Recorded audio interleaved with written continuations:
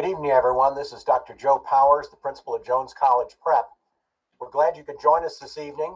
We wanted to give you some updates with regard to the reopening of school this spring and what we're going to be doing to welcome our students back into the building. We do not have the answers to everything at this time. Dr. Powers? Yes, Dr. Powers? Hang on 1 second. I'm still trying to work out making sure that we're live. So give me 1 second, okay? That's fine. Just let me know. Give me the cue. Yep. Hang on 1 second. I'm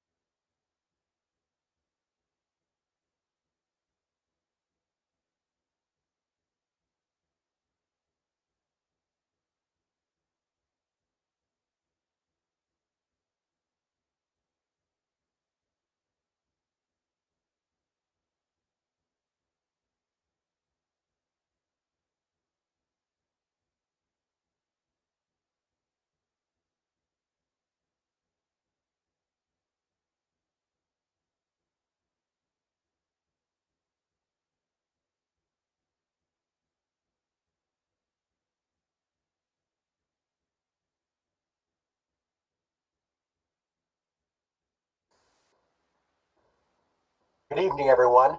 This is Dr. Joe Powers, the principal of Jones College Prep.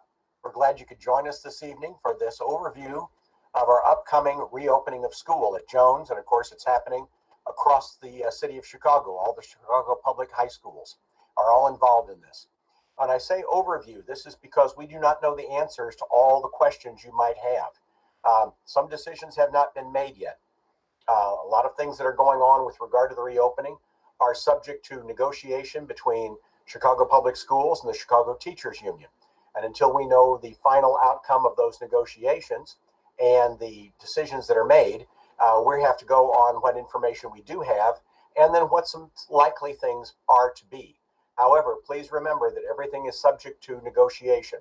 And as a result, we will not know possibly in the next week or so. Hopefully we will know before the end of our upcoming spring break. Next slide, please.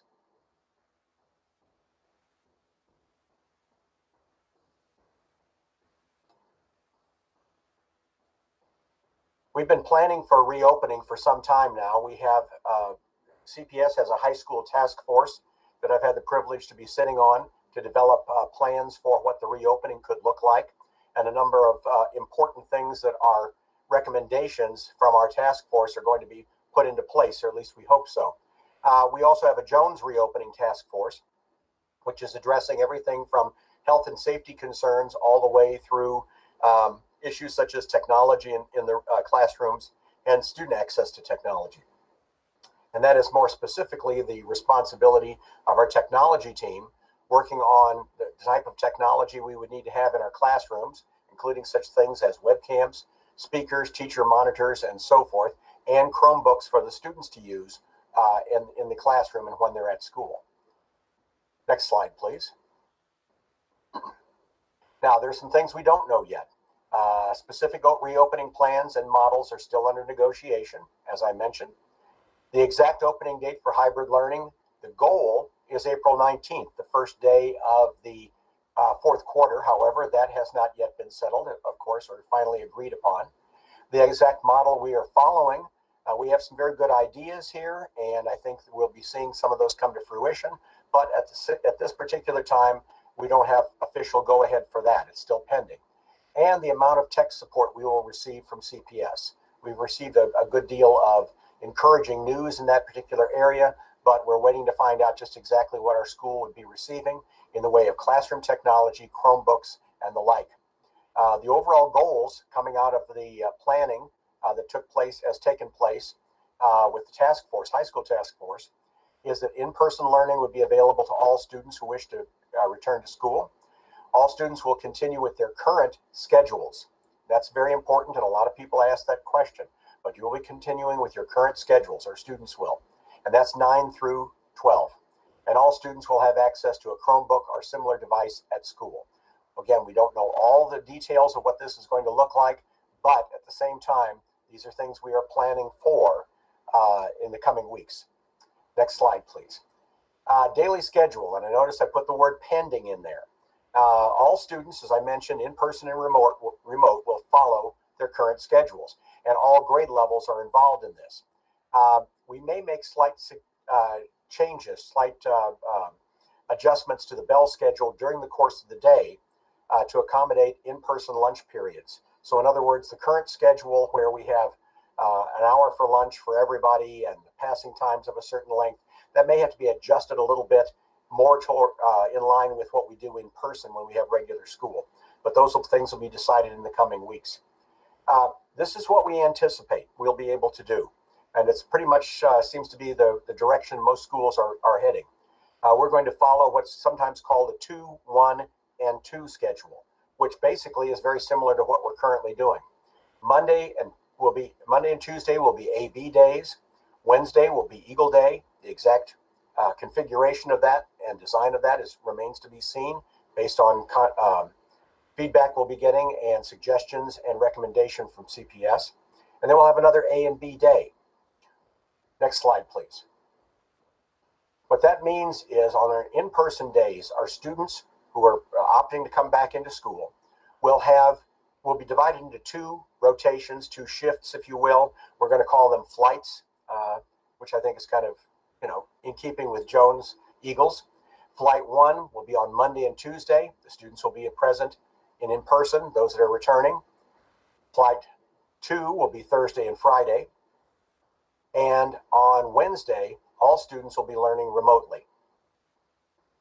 And again, the exact configuration of that remains to be developed. So that means that every student who has opted to return to school will be live in person with all their teachers 2 days during the school week, following the same schedule that we normally do. It'll be either Monday, Tuesday, or it'll be Thursday and Friday. And those students who remain remote, learning from home, will have that same schedule through the course of their entire week. Next slide. Now, what kind of response did we get? Well, we had over 95% response rate on the survey, the opt-in survey. Students choosing in-person instruction, about 60%. Students choosing to learn from home, about 40%. And they're interestingly distributed across the 4 grade levels. But again, the majority at each grade level have indicated they want to return to school on a live basis. Next slide, please. A few things about health and safety. This is kind of the things that undergird everything that we're going to be doing. We take the health and safety of our students extremely seriously. It is the number one thing that we do as providing a setting for our students so that they can learn and they can grow in a safe and healthy environment. So in general terms, everyone will be following the CPS health screener process. More about that later. Temperature checks. Everyone will be required to wear face masks. Frequent hand washing is going to be encouraged. Social distancing is established throughout the day. We are cleaning during the day and, of course, in the evenings as well, and sanitizing. We're monitoring air quality. The care rooms, which are established in every school in case a student demonstrates any symptoms of COVID or anything like that. A student is brought to the care room where they wait until someone can come and pick them up and take them to the doctor or have them tested. But we provide that opportunity for those students to go and sit someplace under supervision, of course, until such time as a family member can come and get them. And finally, hopefully we'll never have to use either this or the care rooms, and that is contact tracing. I think I have contract tracing, excuse me for the typo there. Contact tracing is to determine whether students, if a student is diagnosed with COVID, then who were the people he or she had the closest contact with. And that is going to be part of the reason why we organize the day for our students the way we do. Next slide, please. In our arrival in the morning is going to be a very important setting of the stage, I guess you might say, for a healthy and safe day. We ask that the students complete the health screener before they come to school. Now, we'll have QR codes and various other ways in which they can do that after they come to school, but that just slows things down. If they have already cleared that and done that at home before they leave for school, it'll go through much more quickly to have us screen everybody through. We're going to have staggered arrival times, not tremendously early or anything like that, but staggered over a period of perhaps 25 to 30 minutes with different students by alphabet arriving at different times. We try to hopefully have them keep to that so that we don't get overcrowding as the kids are coming in, and we can actually have everybody come in under terms of social distancing. We will be having security checks and temperature checks upon entry. Security checks are going to be modified from what we've often done, but the temperature checks are for everyone, including all staff. We'll have directional signs on the stairs, and we will designate up and down staircases in both buildings so that when the students are moving between classes, they're not passing each other. They're either going up or they're going down in those stairwells. We will have capacity limits in the restrooms, and this is something that is going to be inconvenient for our students, but it's something we feel like we have to do. We will not be issuing lockers to students. Students will be expected to keep their belongings with them throughout the day and not try to find an unused locker to stuff their things into. We're going to actually close off our lockers just for the time being so that we don't have large numbers of kids congregating in the hallways trying to get to their lockers. Next slide, please. For health and safety in the classroom, we're providing for staggered seating, which will maintain social distancing among the students and with their teacher. Now, we also realize that this is 6 feet at this particular time. The CDC really has said, well, okay, 3 feet is good enough, but we're not operating on that until we're told otherwise. So at this moment, we're looking at 6 feet of social distancing as the students are seated in the classroom. Student capacity will be up to approximately 15 per classroom, but they are not potted. In other words, those 15 students in the classroom, or 13 or 11 or 12, whatever it might be, will then go on to their next classroom. They won't be seated in one classroom all day long, which was part of the plan for last fall's reopening on a hybrid basis.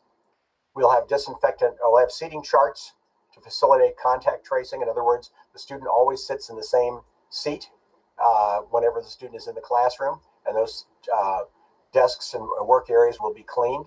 Disinfectant wipes will be supplied to each classroom. Desks and keyboards will be wiped down regularly, and rooms will be thoroughly cleaned each evening. Next slide, please. Thank you. The cafeterias. This is going to pose a little bit of a logistical challenge for us, but we're working on it right now. Students will use either the north or the south cafeteria building, depending on which building they're in when their lunch period begins. In other words, we're not going to allow students to cross over from one building to another. They just stay in that building and go on to lunch, even if they're going to class the next period in another building. Both cafeterias are set up for social distancing.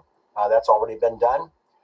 Any additional lunch seating areas will also follow social distancing and cleaning protocols. We do have a few areas where students have been allowed to eat lunch, such as in the lobby or the lobby atrium area of the north building. If we use some of those areas, they will follow the same social distancing protocols. Cafeteria tables will be cleaned and disinfected after each lunch period, and CPS policy at this time does not allow off-campus lunch privileges. So to our juniors and seniors, I am very sorry, but we do not have clearance to do that by CPS policy. Next slide, please. In terms of technology, this is another thing where CPS policy was a little unclear to a lot of us, but it's been made very clear. a quote from policy, students are not permitted to use personally owned devices in the classroom. Now, we know most of our students will have a smartphone or some other type of communication device like that. As always, they've been allowed to have them in the room. It is up to the individual teacher to decide if a student may use their smartphone. They often do for various exercises and activities. But by this, what they're referring to is either your own individual Chromebook or a laptop computer, a tablet, something like that. They will not be allowed to be used in the classroom by CPS policy. Students who checked out Chromebooks from the school will be asked to carry them back and forth home. That way, we have over 400 of our Chromebooks back in action in the building. Actually, not every one of those students who has a Chromebook is returning to school for in-person. But we'll have a good number of our students who will bring their Chromebooks with them on a daily basis. And Chromebooks and other devices will be available at the school to students who did not have a checked out device. We are working on our arrangements for that and the procedures that we'll be doing. We're also hoping for a good deal of additional technology coming from CPS, but again, we don't know exactly what that is going to be and how much. Additional instructional technology such as webcams and speakers will be provided in each classroom. Next slide. Classroom instruction. This is an area where everyone is learning, just as they had to learn back in March, April, and May last spring, and even again starting this past fall. Our teachers will be using a lot of different instructional methods and strategies to teach their students. They will be teaching students in person and at home during the same class period. That's going to vary according to what the lessons are, what the students are doing, and so forth. Some students at home may be pursuing their lesson in a somewhat different way than the students in the classroom, and vice versa. And instructional practices will vary from classroom to classroom, depending on the content, number of students in remote or in person, and so forth. So this is an area where the teachers are working very hard to develop what they're going to do and how they're going to provide a meaningful educational experience for all of our students. At the end of the school day, dismissal and after school. Students will be dismissed on a staggered basis. In other words, rather than have a bell ring and everybody pours into the halls, what will happen is we will dismiss in some type of organized way and through some type of rotational way. In other words, certain floors will be dismissed first in different buildings and so forth. All students will leave the campus from the building that they are currently in. Our practice in the past has been all the students have to leave via the main entrance at 700 South State at the lobby area. That's not the case now. They'll leave from the building that they are presently in when they finish school. And students are expected to leave the campus pretty quickly unless they're involved in an after-school activity or they're engaged in some way with faculty or staff after-school activities of some sort or another. And finally, procedures for after-school activities are in process right now. We've had successful relaunching of some of our athletics, which has been very gratifying. It's great to see that going on our campus. And we will be seeing more of that as we go along. Obviously, the spring sports do not have as much indoor competition and events as the winter and fall sports did. But we're going to have, I've seen some basketball games during the winter sports, and we're going to have volleyball indoors. And indoor sports and outdoor sports follow their own protocols and criteria for participation. So we'll be getting a good deal more information on that as we go along. Next, just a quick summary of where we are. This is like the 10,000-foot view. We don't have the answers to every single thing. There were a lot of very specific questions asked, and after this particular program this evening, what we're going to be doing is rolling out a frequently asked questions document so we can respond to the many questions that were sent in prior to the program this evening.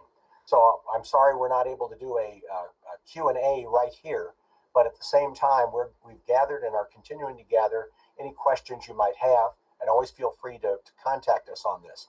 We don't have the answers to everything, as I said, but we are going to make sure that this is going to be a great experience for our students.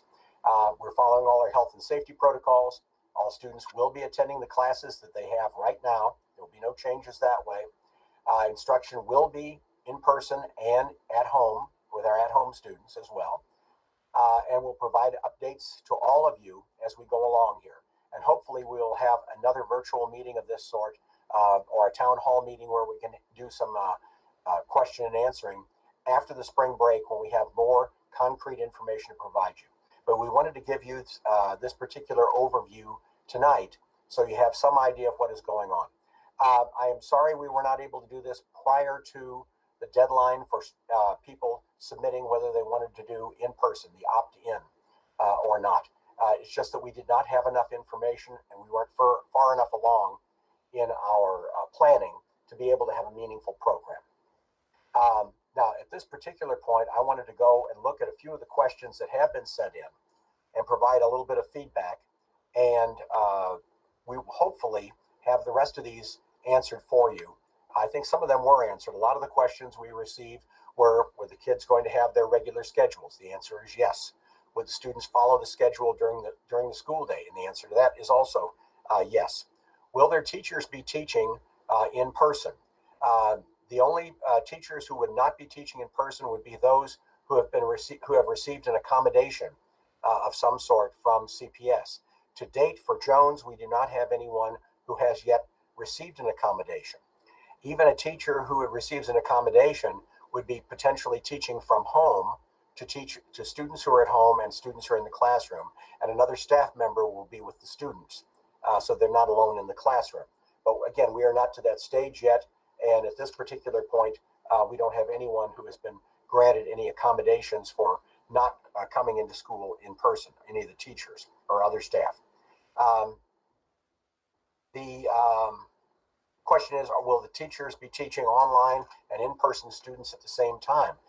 This is something that we're working with our teachers. Some of them will be able to, depending on the subject, depending on the type of lesson that they have, will be able to do this pretty much simultaneously. For other people, there may be a situation where something is done in the classroom, something slightly different is done with the students online. These are things that we're working through, and our teachers are working to design their curriculum and make sure that they're offering the students all the things that they need to be successful. I was looking for another question here that caught my attention. This is about AP exams. AP exams start just a couple of weeks after we come back, about 3 weeks after we come back to in-person instruction. We do not yet have all the details of how AP is going to be conducted.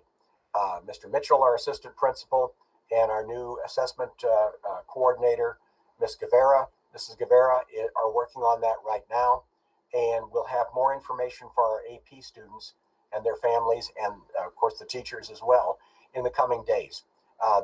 This is something that's it's more complicated than just something we're doing here at school, because it involves the College Board, and a lot of those things have to be done according to the various guidelines that they provide us. See, I'm trying to find something that hasn't been touched upon.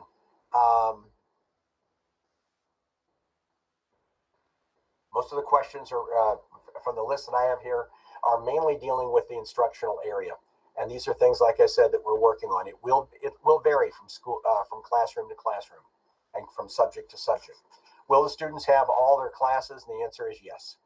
They'll have their various special classes. They'll have PE, music, art, and so forth. Those classes will all go forward as scheduled, but again, split between remote and in-person instruction. Let's see.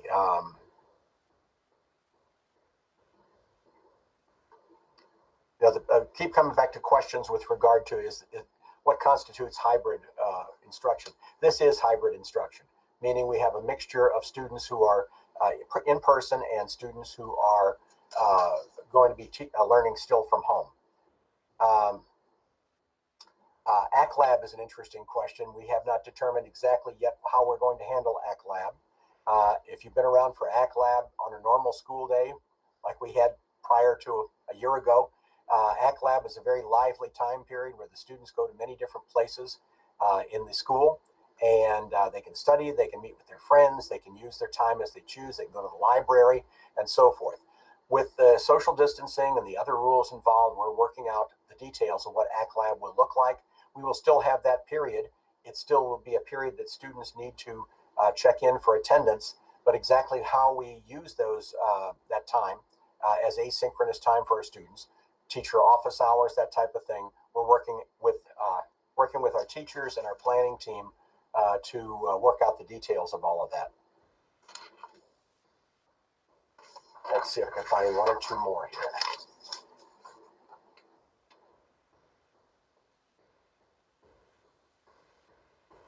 Interesting question here about interaction and activities. During the school day, the interaction is going to be primarily in the classroom and, in transit through the hallway or at lunchtime. There are going to be many fewer students in the building at any one time. If we have, again, roughly 60% of our students want to return, then only about 30% of them will actually be in the building on Monday and Tuesday or on Thursday and Friday. So I think there can be certainly some interaction among our students with regard to getting to know each other, getting to see each other, getting to meet each other again. And for our freshmen, getting to know a few members of their class whom they have not met yet in person. So we will definitely have opportunities for students there. But again, we have to maintain social distancing. There won't be any large mixing activities and so forth.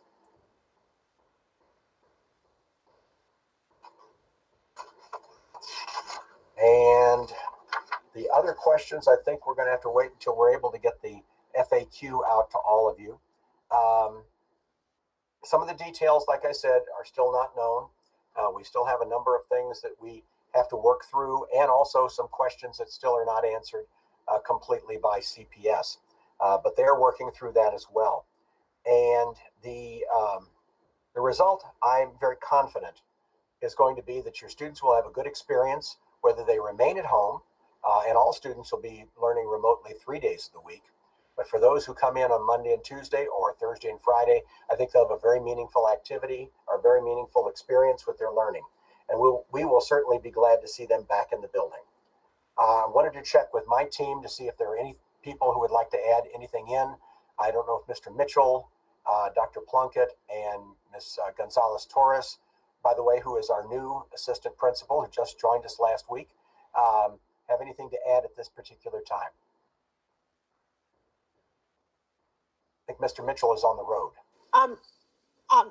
Dr. Powers, this is Dr. Plunkett. I'm kind of moving around too, but I just wanted to let you know there were some questions in the Google Meet about student COVID testing, so to speak. I know that some of our students were tested today, our cluster students who are back in school. I'm just curious if you can provide some more information about when students and how often they'll be tested in our school. I know it's a random surveillance type testing, but there was a question about that. Yeah, we have not seen a lot of details yet. The way it's done randomly is by zip code. And I think they were trying to work with the zip codes in the city that had the greatest amount of impact from COVID. At least that was my understanding. So far, I have not seen the zip code for Jones for our school location. But again, I think they're working by the zip code for maybe the students themselves, and then finding whatever school they happen to be in. As we are a citywide school, like several others are, that's quite likely to happen. We have received no additional directions on that, other than it would be randomized, that it is currently in place with the very small number of students that we have in our school with our cluster program. And as we move forward with this, we'll know a little bit more just exactly how that is done and what the expectations are. Yeah, thanks. And then there was one other question about once students are 16, will the district have vaccination efforts? I know there will be vaccination efforts, but I know right now as Chicago is transitioning to phase 1C of the COVID vaccine distribution, that Chicagoans aged 16 to 64 with underlying medical conditions are going to be eligible to receive the vaccine. So there may be some students who, because of underlying conditions, are eligible to receive the vaccine when we go to this 1C. So that is something that if a student needs help finding a vaccination site, they can call the Illinois Department of Healthcare and Family Services, and that's all we know about current vaccines. I know that once they go to another phase, there may be some way that CPS might provide vaccination sites for students who are over 16, but at this point, we haven't heard any word on that. Thank you. CPS has done a very good job of reaching out to faculty and staff members throughout the system and providing opportunities. And we'll see what happens with regard to our students, especially 16 and over, because that is probably going to be the first grouping of young people who have clearance to go ahead and get the vaccines if they choose to do so, if their families choose to do so. Mr. Mitchell. No, I don't have anything else to add at this point in time. If people do have more AP specific questions, as you mentioned, to direct those to myself or Mr. Rivera, that would be great. Very good. Thank you, Mr. Mitchell. Ms. Gonzalez-Torres, you want to just say hello to everybody? Hopefully they'll get to see you in person here in a few weeks.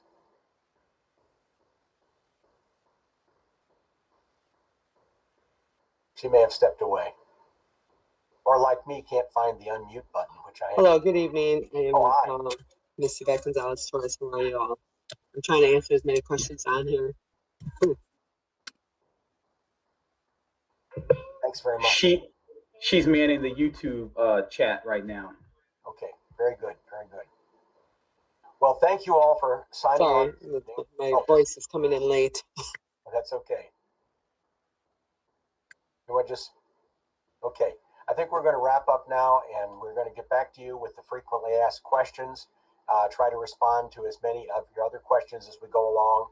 And then as we find out more of what we're specifically doing, we're having almost daily meetings with CPS leadership in terms of how this is all going to unfold for all of our students and for all of our families. So that being said, thank you very much for tuning in this evening. It was great having an opportunity to reach out to you, even if it was kind of a one-sided overview.